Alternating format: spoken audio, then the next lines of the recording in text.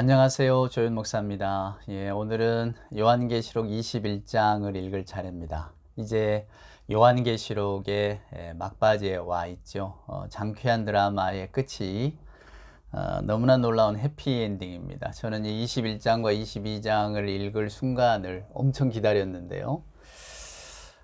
어쩌면 요한계시록의 백미가 여기 21장, 22장에 있다고 볼 수 있겠습니다. 그러니까 여러분들이 다른 건 다 잊어버려도 괜찮은데 오늘 이 21장에 있는 말씀, 특별히 21장 7절에 있는 말씀이 요한계시록의 결론이거든요. 요걸 잊어버리시면 안 됩니다. 자, 21장 이제 즐거운 이야기를 한번 해볼까요? 여러분은 천국을 어떻게 생각하고 상상하십니까? 자, 그 천국의 실체가 드러납니다. 한번 보십시다.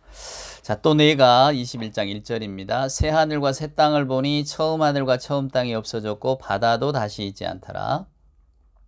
또 내가 보매 거룩한 성 새 예루살렘이 하나님께로부터 하늘에서 내려오니 그 준비한 것이 신부가 남편을 위하여 단장한 것 같더라. 내가 들으니 보좌에서 큰 음성이 나서 이르되 보라 하나님의 장막이 사람들과 함께 있음에 하나님이 그들과 함께 계시리니 그들은 하나님의 백성이 되고 하나님은 친히 그들과 함께 계셔서 모든 눈물을 그 눈에서 닦아주시니 다시는 사망이 없고 애통하는 것이나 곡하는 것이나 아픈 것이 다시 있지 아니하리니 처음 것들은 다 지나갔음이로라. 두 번째 사망까지 20장에서 다 끝났습니다. 우리가 궁금해하던 천년왕국이니 두 번째 사망이니 하는 이야기도 다 지나갔고요. 이제 21장에서 또 내가 새 하늘과 새 땅을 보니 이렇게 되어 있습니다. 드디어 이제 요한이 최후의 환상을 보게 되는 거죠. 자, 새 하늘과 새 땅을 보니 어떻게 되어 있습니까? 처음 땅이 없어졌고 처음 하늘과 처음 땅이 없어졌고 바다도 다시 있지 않더라. 자, 하늘과 땅과 바다, 우리가 경험하는 이 세상의 만물이 다 없어졌습니다. 그건 뭡니까? 인간의 역사가 종말을 고했다는 거죠. 그리고 새 하늘과 새 땅이 시작되었다라고 하는 이야기입니다. 근데 여러분, 원래 이 새 하늘과 새 땅에 대한 이야기는 구약에도 있어요. 이사야서 같은 데에 60장에 보면 새 하늘과 새 땅에 대한 이야기가 계속해서 나오거든요. 그러니까 요한이 그 전통 가운데서 새 하늘과 새 땅에 관한 이야기를 하고 있고요.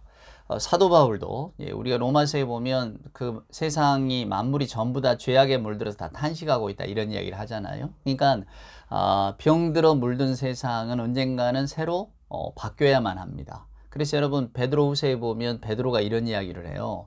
주님이 언제 오시냐? 도적같이 온다. 베드로후서 3장에 이런 말씀하거든요. 도적같이 옵니다. 근데 그때 하늘 그리고 이 땅에 있는 모든 물질이 불에 타서 다 사라질 겁니다. 불이라고 하는 게 여러분 심판의 이미지가 있잖아요. 그러니까 모든 것이 다 홀라당 타버리고 없어질 것이다. 사라지고 새 하늘과 새 땅이 새롭게 열릴 것이다. 이게 베드로후서에 보면 나와 기록되어져 있는 말씀이거든요.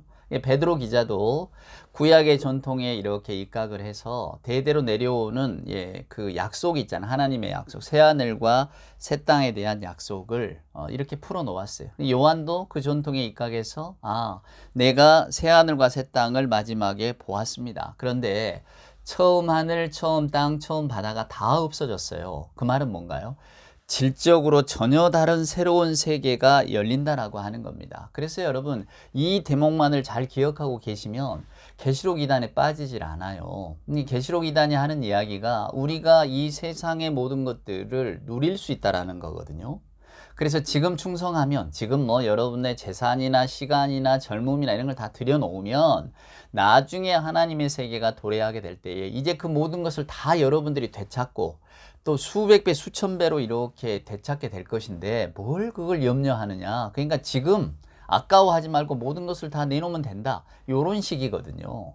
근데 여러분, 성경을 읽어보면 새하늘과 새 땅은 지금 우리가 바라보고 우리가 생각하는 이 세계가 그대로 있는 게 아니에요, 여러분. 이것들은 다 사라집니다. 전혀 질적으로 다른 세계가 열려지는 거죠. 그러니까 우리도 마찬가지입니다. 저와 여러분도 이 인간이라고 하는 외피를 입고 있지만은 이런 것들이 하나님의 세계에 오면 어떻게 되느냐? 전혀 다른 질적으로 새로운 존재가 되는 거예요. 그래서 어떻게 말합니까? 거기에는 여러분 4절에 보면 모든 눈물을 그 눈에서 닦아주시니 다시는 사망이 없고 애통하는 것이나 곡하는 것이나 아픈 것이 다시 있지 아니하리니. 아플 수가 없는 거죠. 이제는 질적으로 새로운 우리가 육체를 입게 되니까, 몸을 입게 되니까. 실체가 있단 말이에요, 여러분. 왜? 새하늘과 새 땅도 실체가 있어요, 여러분. 실체가 없는 건 아닙니다만은, 그러나 그 실체가 뭐 가상으로 존재하거나, 요즘 우리가 뭐 가상의 세계를 살지만은 가상으로 존재하거나 그런 건 아닙니다. 실제가 있어요, 여러분. 이제 나중에 요한의 환상 가운데 그 예루살렘의 거대한 성에 대한 환상이 나오잖아요. 그게 자세하게 묘사하는 이유는 실체가 있다라고 하는 겁니다. 그렇지만은 그 실체라고 하는 것이 지금 우리가 지금 이 세계에서 느끼고 누리는 실체이냐, 그것과는 전혀 질적으로 다른 실체라고 하는 거죠. 뭐 하시죠, 여러분? 도대체 뭘 이야기하는 겁니까? 저희도 알 수가 없어요. 우리가 경험해 보지 못한 세계잖아요. 성경의 약속만을 우리는 믿을 뿐입니다. 새 하늘과 새 땅. 처음 우리가 보고 있는 하늘, 땅, 바다는 다 사라질 거라고 하고, 또 우리 역시도 전혀 새로운 존재로 그 새로운 질적 세계 가운데 태어난다고 하니까 우리는 그렇게 이제 받아들이는 거죠. 그 계시록의 말씀을. 그러니까 여러분, 그 오해에서는 벗어나세요. 내가 하나님의 어떤 그 새 하늘과 새 땅, 새 나라가 이루어지면 이 땅에서 내가 누리지 못한 권세, 권력, 내 욕심, 욕구 다 채워갈 수 있을 것이다. 천만의 말씀입니다. 그러면 결국 여러분, 우리는 하나님을 믿는 게 아니라 내 욕심을 믿고 신뢰하는 겁니다. 내가 이룰 수 없는 세계를 가상으로 만들어 놓고 내가 거기에서 언젠가는 그 세계 모든 것을 누릴 수 있을 거야 라고 하는 그 막연한 기대, 욕심에 대한 내 소망이 이루어지는 것에 대한 어떤 희망을 가지고 우리가 기독교 신앙을 갖고 있는 것이지, 하나님을 믿어서, 그리스도를 믿어서, 하나님의 사랑을 알아서 이게 아니라는 거예요. 이게 빨리 이 미망에서 벗어나셔야 됩니다. 자, 그 다음 구절 한번 읽어볼까요? 만물에 앉으신 이가 이르시되 보라 내가 만물을 새롭게 하노라 하시고, 또 이르시되 이 말은 신실하고 참되니 기록하라. 여러분, 성경을 읽어보면 하나님의 말씀이 직접적으로 나오는 게 많지 않아요. 계시록도 마찬가지입니다만, 근데 여기에서는 하나님의 음성이 직접 들립니다. 뭐라고 들립니까? 보라 만물을 새롭게 하노라. 새롭게 하잖아요, 여러분. 만물을. 그러니까 지금 이 요한이 본 게 환상이잖아요, 여러분. 아까 말씀드린 것처럼 요한이 지금 이 땅에서 이 땅의 현실을 보고 있는 게 아니에요. 그러니까 하늘에서 지금 이루어지는 일들의 이 환상을 본다는 것은, 하늘은 여러분 하나님의 공간, 하나님의 장소, 하나님의 영역이 미치는 곳이잖아요, 옛사람들의 생각 속에서는. 그러니까 새 하늘과 새 땅도 하늘에 지어진다는 것은 전혀 다른 세계라는 겁니다. 우리가 땅의 속성을 가지고 있는 게 아니라고 하는 거예요. 그래서 그분이 보라 내가 만물을 새롭게 하리라, 모든 것을 다 새롭게 세팅한다 그 말입니다. 이제 모든 게 다 달라진다는 거예요. 그러니까 눈물도 없고 아픔도 없는 세계가 오는 거죠. 어찌 우리가 이걸 상상이나 할 수 있겠습니까? 예, 그래서 요한은 환상 중에 바라보는 겁니다. 자, 보세요. 6절에 보면 또 내게 말씀하시되 이루었도다. 나는 알파와 오메가요 처음과 마지막이라. 내가 생명수 샘물을 목마른 자에게 값없이 주리니 이기는 자는 이것들을 상속으로 받으리라. 나는 그의 하나님이 되고 그는 내 아들이 되리라. 여러분, 제가 요한계시록의 주제가 이 7절에 있다 그랬잖아요. 나는 그의 하나님이 되고 그는 내 아들이 되리라. 생명샘물이 상징하는 게 누굽니까? 그리스도 아닙니까? 이미 하나님께서는 우리에게 생명샘물을 주셨습니다. 그 생명샘물을 받아 먹은 자에게는 종이 아니라 아들이 되는 거예요. 우리는 하나님의 종이 아니라 하나님의 아들이 된 겁니다. 그래서 죄의 종일 수가 없는 거죠. 여러분, 이게 성경의 가장 놀라운 선포이자 약속입니다. 우리는 무슨 제가 하나님의 아들이라고요. 제가 무슨 하나님의 자녀라고요. 우리가 늘 말은 이렇게 듣고 하나님의 아들입니다. 자녀된 우리를 사랑하십니다. 이런 이야기를 계속 교회를 통해서 들어오지만은 진짜로 하나님이 내 아버지가 되실까? 내가 그분의 자녀일까? 우리가 다 이런 의문점을 가지고 있습니다.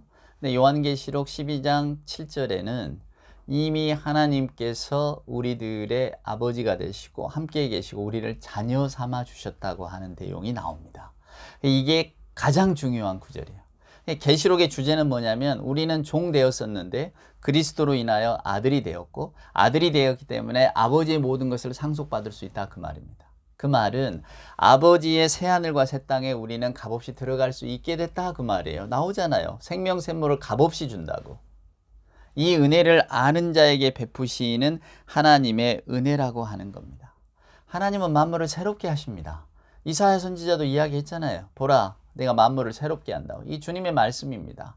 하나님께서 모든 것을 다 새롭게 해주셔요. 피조물 전체를 새롭게 한다는 이야기입니다. 옛것은 완전히 없애버린다는 이야기예요. 이게 궁극적인 새로움입니다. 근데 그 새로움의 세계를 우리는 어떻게 들어가느냐? 아들로서 들어간다는 거예요, 여러분. 알파와 오메가라고 말씀하잖아요. 처음이고 나중이다. 나중이고 처음이다. 모든 것을 다 새롭게 한다. 그분이 아버지인데 그 아버지가 우리를 자녀 삼아 주셨다는 겁니다. 여러분, 이게 계시록이 우리에게 주는 가장 장쾌하고 가장 힘이 있는 메시지입니다. 여러분은 하나님의 자녀다라는 거예요. 이제는 종이 아니다. 하나님의 자녀로 산다는 겁니다. 얼마나 놀라운 선포인지. 우리는 여전히 현실에 짓눌려 살아가지만 저나 여러분이나 현실 속에서 만나는 일들, 사람들, 계속 때로는 좌절하기도 하고 실망하기도 하고 또 때로는 인격적으로 모욕을 당하기도 하고 또 때로는 뭐 어떻습니까, 여러분? 그냥 뭐 마음의 갈등 심하고 스스로를 비하하기도 하고 비난하기도 하고 우리가 이런 마음으로 계속 살아가잖아요. 또 이런 환경 속에서. 그러나 하나님께서는 결국 저와 여러분의 존재를 그분의 자녀로 바꿔주신다 그 말입니다. 종이 아니라는 거예요. 그러니까 이 사실만 기억하고 살아가면 우리가 세상에 질 수가 없는 겁니다. 좌절하고 낭망하고 한숨 쉬고 눈물 흘리는 순간이 있겠지만 궁극적으로 여러분 우리는 좌절의 나락으로 떨어지지는 않는 거죠. 왜냐하면 하나님께서 이미 우리를 자녀 삼아 주셨으니까. 그래서 보세요. 이기는 자는 그것들을 상속으로 받으리니 나는 그의 하나님이 되고 그는 나의 아들이 되리라. 이기는 자라고 합니다. 이기는 자가 뭡니까? 세상에 지지 않는 거죠, 여러분. 그 말이 무슨 이야기입니까? 하나님의 법도보다 세상의 법도를 즐겨하고 따라가지 않는다는 겁니다. 지금은 저나 여러분이나 마치 세상의 법도를 따라가는 것처럼 보이고 또 실제로 우리가 우리 스스로의 삶을 돌아볼 때에 나는 여전히 세상의 법 가운데 있구나 다들 생각하실 겁니다. 저도 그렇습니다. 그러나 궁극적인 순간이 오면 즉 우리의 죽음의 순간이 올 때에 우리가 결국 부르는 이름은 하나님이 아니겠습니까? 결국 의지할 곳은 하나님 아니겠습니까? 저는 그렇게 생각합니다. 그것이 우리들의 신앙이라고 믿습니다. 우리가 믿음이 있다는 것은 마지막의 순간에 누구를 의지하느냐거든요. 세상의 것, 뭐 허무한 것, 내 이렇게 죽을 줄 알았더라면 다른 것에 신경 쓰지 않을 텐데 온통 허무하고 그 뭐랄까 마음 둘 데 없는 그 참담한 마음으로 우리가 죽음을 맞이하는 게 아니라 하나님이 약속하신 세계가 이런 거였구나. 내가 이제야 그 세계에 눈을 크게 뜨게 되었구나. 그런 어떤 깨달음 가운데 죽음을 대할 수 있게 된다는 겁니다. 저는 그걸 믿음이라고 생각합니다. 우리가 세상 사람들과 별반 다를 바 없이 살아가는 것 같아도 우리의 죽음의 순간은 다르겠죠, 여러분. 왜냐하면 우리는 하나님의 자녀됨을 믿고 있으니까요. 그래서 오늘 계시록도 이기는 자가 되라고 권면하고 있는 겁니다. 여러분 세상에 지지 맙시다. 이깁시다. 지금 로마가 우리를 핍박하지만 이기고 견디는 자들이 됩시다. 왜냐하면 우리는 하나님의 아들, 딸들이니까요. 로마의 아들, 딸이 아니고. 자, 8절 보십시오. 그러나 두려워하는 자들과 믿지 아니하는 자들과 흉악한 자들과 살인하는 자들과 음행하는 자들과 점술가들과 우상 숭배자들과 거짓말하는 모든 자들은 불과 유황으로 타는 못에 던져지리니 이것이 둘째 사망이라. 첫 번째 사망, 우리들의 죽음. 두 번째 사망, 주님의 이제 종국의 주님의 날이 이루어질 때 모두가 다 다시 한번 하나님 앞에서 헤아림을 받고 이제 타는 불못, 영원한 지옥으로 떨어질 것인지. 그 여러분 지옥의 이미지가 뭐 타는 못으로 형상이 되어 있습니다만 결국은 하나님이 없는 세계 속에서 살아가는 것을 말하고 있거든요. 그러니까 그 세계로 갈 것인지 아니면 하나님의 자녀됨의 그 기쁨을 가지고 하나님과 더불어 살 것인지 그 순간, 그 종말의 순간이 우리를 기다리고 있다고 하는 것을 요한은 다시 한번 들려주고 있습니다. 8절 한번 보세요. 일곱 대접을 가지고 마지막 일곱 재앙을 담은 일곱 천사 중 하나가 나와 내게 말하여 이르되 이리 오라 내가 신부 곧 어린 양의 아내를 내게 보이리라 하고 성령으로 나를 데리고 크고 높은 산으로 올라가 하나님께로부터 하늘에서 내려오는 거룩한 성 예루살렘을 보이니 하나님의 영광이 있어 그 성의 빛이 지극히 귀한 보석 같고 벽옥과 수정같이 맑더라. 예, 이제 드디어 하나님의 나라, 하나님의 성벽에 대한 하나님의 어떤 뭐랄까요? 그 구체적인, 실체적인 건물에 대한 이야기를 우리에게 들려주는데, 자, 이 건물은 어디에서 내려옵니까? 하늘로부터 내려옵니다. 예, 7천사 중에 하나가 요한을 다시 이렇게 쭉 끌고 올라갑니다. 그리고는 보여준다는 거예요. 신부 곧 어린 양의 아내를 보여준다. 여러분, 어린 양의 아내가 누굽니까? 믿는 자들이죠. 믿는 자들에게 보여주는 겁니다. 성령으로 나를 데리고 10절에 크고 높은 산으로 올라가서 하나님께로부터 하늘에서 내려오기 때문에 하나님의 영광이 있는 겁니다. 그래서 그 성의 빛이 지극히 귀한 보석 같고 백옥과 수정같이 맑더라. 비교할 게 없으니까 그렇게 밝게 빛나더라. 지금 그 이야기를 하고 있는 거고요. 자, 12절 보세요. 크고 높은 성곽이 있고 12문이 있는데 그 문에 12천사가 있고 12문들 그 문들 위에 이름을 썼는데 이스라엘 자손 12지파의 이름이라. 동쪽의 세 문, 서쪽의 세 문, 남쪽의 세 문, 서쪽의 세 문이니 그 성의 성곽에는 12기초석이 있고 그 위에는 어린 양의 12사도의 12 이름이 있더라. 12이 계속 등장하죠. 상징적인 숫자입니다. 내게 말하는 자가 그 성과 문들과 성곽을 측량하려고 금 갈대자를 가졌더라. 그 성은 네모가 반듯하여 길이와 너비가 같은지라. 그 갈대자로 성을 측량하니 12,000 스타디온이요 길이와 넓이와 높이가 같더라. 여러분이 12,000 스타디온이라고 하는 게 지금 우리식으로 환산하면 한 2,200km 정도 됩니다. 2,200km가 상상이 되십니까? 우리 대한민국 전 영토가 북한까지 합쳐서 이게 1,000km 정도밖에 안 됩니다. 1,000km 좀 넘죠.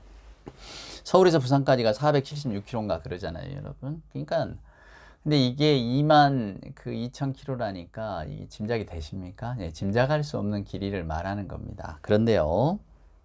그 성곽을 측량함에 144규빗이니 사람의 측량 곧 천사의 측량이라. 그 성곽을 측량함에 144규빗. 144규빗은 1규빗이 요 손 길이거든요. 팔뚝의 손. 그러니까 환산하면 한 65m 정도 됩니다. 65m. 안 맞죠, 여러분? 예. 크기가 2200km인데 성곽의 크기는 65m밖에 안 된다고 하니까 상상이 잘 안 되시죠, 여러분? 예, 그래서 이것은 상상의 건물, 환상의 건물이 되는 겁니다. 무슨 이야기를 하고 싶은 건가? 이게 사람의 길이로 측량할 수 있는 게 아니라는 거예요. 그래서 천사의 측량이라고 이야기를 하잖아요. 이게 분명히 구체적이고 실체적인 건물을 보았지만은 그게 그럼 우리가 지금 생각하는 건물이냐, 의리뻑적한 건물이냐. 여기 보면 각종 보석 이야기가 나오잖아요. 근데 이런 것들을 가지고 진짜로 보석으로 지어졌다? 왜 그런 이야기 하잖아요. 옛적에 사이비단 가운데 특별히 뭐 어린 나이에 말입니다. 무슨 뭐 소년 뭐라고 불리우는 나는 천국 보았어요. 갔다 왔어요. 이런 아이들 많았었거든요. 사이비단들이 자기들 뭐 소년 교주 내세운다고 소녀도 있고 그리고는 뭐 내가 천국을 보고 왔어요. 지금 보입니다. 뭐 제가 그때 읽었던 책 가운데는 뭐 무슨 뭐 지금 뭐 하늘나라 축구장에서 축구 경기가 벌어졌는데 예수님이 뭐 막 응원하고 계시고 막 뭐 이런 이야기를 하면 그러면 교회들이 그런가 하다 보고 있다고 정신 나간 거죠. 예, 요한이 말하는 성벽, 건물, 뭐 재료 이런 것들은 예, 실체가 있다. 그냥 막연한 게 아니다. 요걸 이야기하는 것이지, 여러분. 이게 정확하게 뭐 측량 따라서 진짜 그렇게 될 거야. 그럼 이런 건물이 있을 수가 없습니다. 이런 건물이 어떻게 설 수 있고 존재할 수가 있겠습니까? 말도 안 되는 이야기죠. 예, 그런데 이런 이야기를 하는 거는 왜 그 12,000 스타디온 또 144규빗 다 12, 12 곱한 거잖아요. 12, 12 곱해서 144가 나오면 거기다가 예, 우리 14만 4천 만들 때 1000이라고 하는 숫자를 붙였듯이 12지파, 12사도 또 각 지파 가운데 1000명씩 그러면 14만 4천 되잖아요. 12지파니까. 그런 것들이 하나님의 완전한 숫자, 하나님이 정하신 숫자를 말하는 거지 한 놈이요, 두 놈이요 이렇게 이야기하는 게 아니라는 것을 여러분 꼭 기억하시기를 바라고요.